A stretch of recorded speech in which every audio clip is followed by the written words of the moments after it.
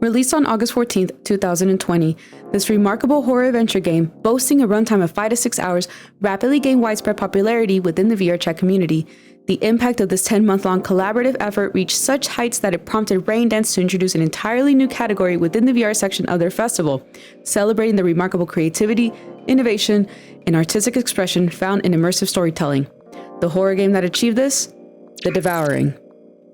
Welcome to the World Hopping series, where I talk about worlds I find in depth. I am Joy Box, world's best traveler, super photographer, and talk with your mother of a VTuber. The Devouring garnered attention due to its distinct qualities, a shared immersive experience, an expansive and capturing virtual world to explore, a hauntingly evocative soundtrack, adversaries that elicited unique reactions, a recursive map enabling groups to separate and regroup, and groundbreaking technological innovations such as the late joiner feature, which facilitated novel social dynamics and collaborative gameplay.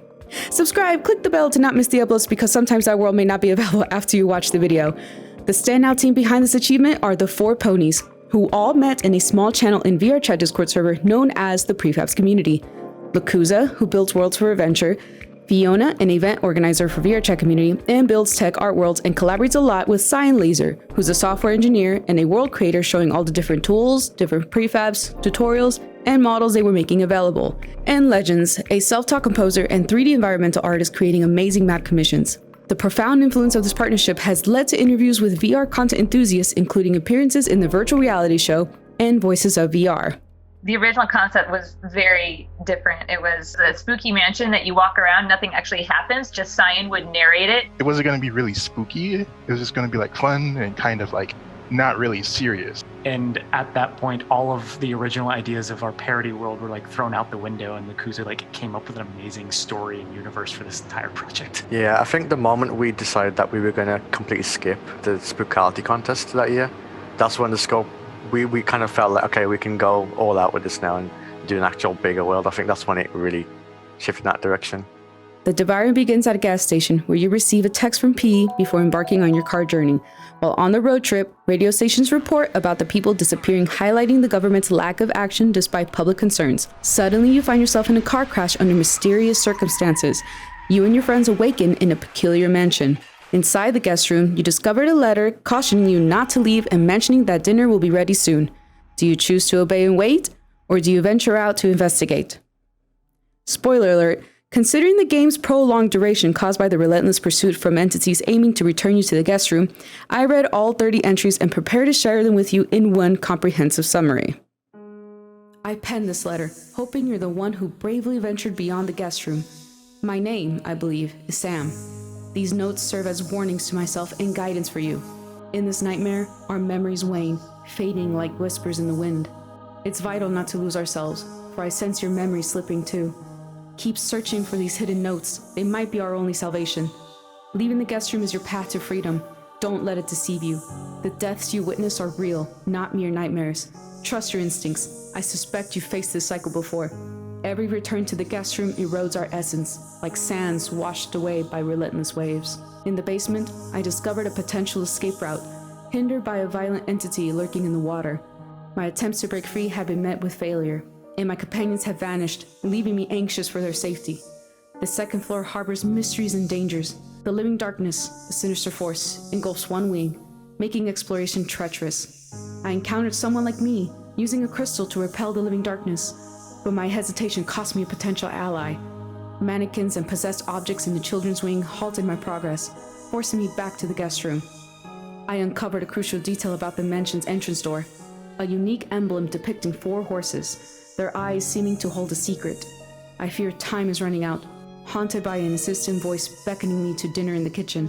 The struggle to resist grows unbearable, the voice now just beyond the door, tormenting my resolve. I hope you find strength where I falter, and together, we escape this malevolent nightmare. With hope and desperation, Sam.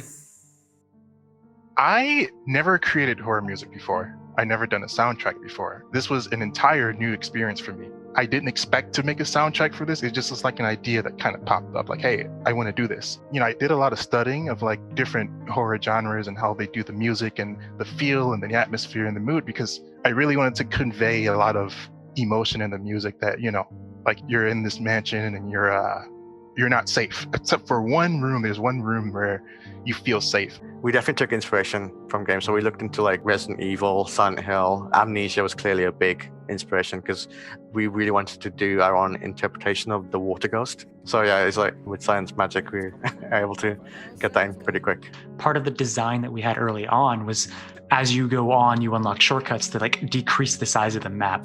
And that alone, I think, helped with the multiplayer because it's like, it also makes it such that when you spread out, it's easy to quickly find other players again.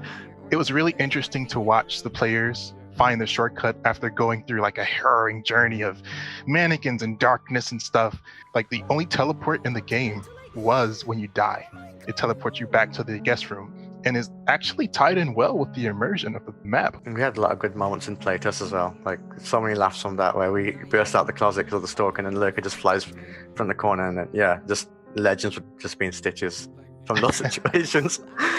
One of the enemies, which is called the Stalker, Cyan Laser had made it in sync so that players could see it when it's like appearing under you and you could see it rising up, and it really had a lot of funny moments of players just freaking out like, watch out, there's something coming under you. It was just super hilarious to see that. There's so many moments where like the one player's behavior will affect one of the monsters and either help or in a lot of cases hilariously hurt the other people that they're with. And I think that was intentional, and one of the, you think you're safe and then the stalker comes up. Made it both scary but also fun, even if it takes away from the horror itself. We chose 4 people for that reason. We felt like that would be a small enough number where it wouldn't get too out of control or silly. Because if you haven't found the shortcuts, then it's like a really long way back and you have to redo large sections. And then there's obviously the penalty of like getting split up from friends as well. So we felt that would be fair. When we were making it, we were assuming that you would go in with a friend group you already had, because that's how we experienced VR chat. The thing that was very surprising to me is the people who would just make a public instance and sit there and wait for strangers. And then people who have done the devouring before like to go and join public instances to help people. With the Hall of Fame, the Kuza wanted a soundtrack for that. And I originally was going to do like the guest room music for that. You know, I just wanted to paint a picture of these emotions that you experienced during the playthrough with the devouring, because it's a huge map, 6 to 5 hours, you know, so it's like there's a lot to remember. It's a heck of an experience that we were able to give. I started making the Hall of Fame world for Devouring, and we had the whole screenshot system set up at the end. We had so many screenshots in the first 48 hours that, looking at the numbers, I would have had to create about 4 or 5 copies of that hall. But due to the amount of people doing it, I had to create like a whole separate hall just for them. And there's like 8 different league tables now for Devouring. So it's like your desktop, there's VR, there's out of bounds. Like if you find holes in the environment, you can clip out and then you can complete the world faster that way. There's all different speedruns right now. As far as the party goes, that was, like I said, I'm the prefab social director. I wanted a big party. You know, and I knew that we could draw the crowds because like we've been doing big parties and events. When we actually launched it, it actually felt very much like a big red carpet event. Sort of a fun thing that I wanted to do is to take the ballroom and take out the scary and just make it into, it was actually like from the world, just completely redecorated. Probably one of my most favorite memories in VR chat is the kind of rehearsal that we had for that party. And just the 4 of us standing on that stage and talking about how ridiculous this party is in terms of just how grand we're going with this. I really do. This was extremely stressful to play test. I'm so glad this is over, and I hope I never have to test it ever again. Thank you. Thank you for like waiting, because we've been working on this for so long, and all the support, like everyone's here. I'm pretty speechless right now. Thank you all for showing up to this premiere party. We have a lot of hype going on, so like, I hope it's worth it for you guys. No. On the launch party night, pulling the lever at the very end just to reveal that the world is uploaded, you can go try it now. So all the 300 people that had gone through are going to play it. And so then we look at our menu and it's like, I don't remember the exact numbers, but the count kept going up and going up. That was unexpected for a VR chat world, let alone our VR chat world. Notably, the Devouring attracted the interest of Rain Dance, leading to the creation of a new category known as Best Immersive World in the Rain Dance Immersive Festival, where such imaginative virtual realms could vie for recognition. The game also achieved the honor of winning the Best Immersive Game Award. It's really cool to see like actual like industry developers coming in and talking with us. It's kind of unheard of for people outside of VR chat to recognize anything VR chat does. So it's very nice to kind of like meet people who are in the industry and making those networks. So yeah, definitely inspiring In the face of severe adversity, it is often these very harsh conditions that forge unbreakable bonds among individuals. This is precisely what the 4 Poneys experienced while crafting their extraordinary horror map. And it is their unwavering commitment to the creative process that truly inspires. Their sole motivation was not to secure any accolades, but to craft and share their artistry with the world. Find them on the social media or join their Discord to stay on the loop and support their work. You can also follow other traveler streamer photographers and photographer 3D modeler VTuber like myself as they too share their world finds. If there's any worlds you want to check out and maybe showcase in a video, leave in the comments below, leave a like if you enjoyed the video, and subscribe for more content like this. I am Jewelry Box. That is all.